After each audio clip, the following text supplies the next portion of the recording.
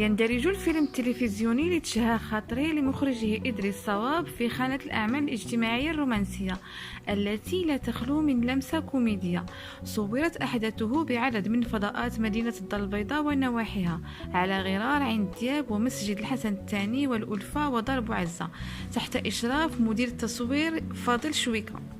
أسند صواب دور البطولة في عمله التلفزيوني الجديد للممثلة سكينة درابيل التي تتقمص شخصية رقية، فيما يتكون طاقم الممثلين من عدد من الوجوه المعروفة، على رأسها فضيلة بن موسى وربيع القاطي وفاطمة الناجي ونزهة بدر وأحلام الزعيمي وسعاد العلوي وطارق الخالدي ومريم القرع ورشيدة منار ووحيد السنوجي ويوسف العربي.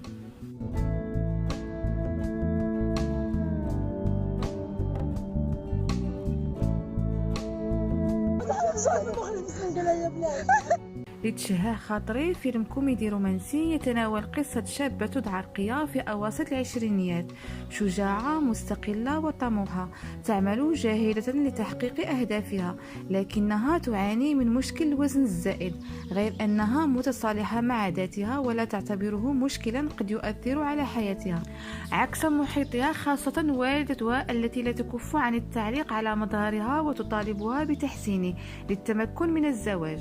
والدة رقية تقنعها بالعروض المرتبة من أجل الزواج، لتتوالى الأحداث وتتعرف هذه الأخيرة على طارق الذي يقرر خوض هذه التجربة لإرضاء والدته هو الآخر. في البداية تفكر رقية في رفض طارق فقط لتستمتع بفكرة الرفض وتجعله يعيش الإحساس الذي دائما ما كانت تشعر به، إلى أن يأتي اليوم الذي سيقرر فيه طارق زف خبر هام مفاجئ لرقية، وسيكتشف الجمهور خلال الأحداث طبيعة الخبر وهل هو صار أم لا.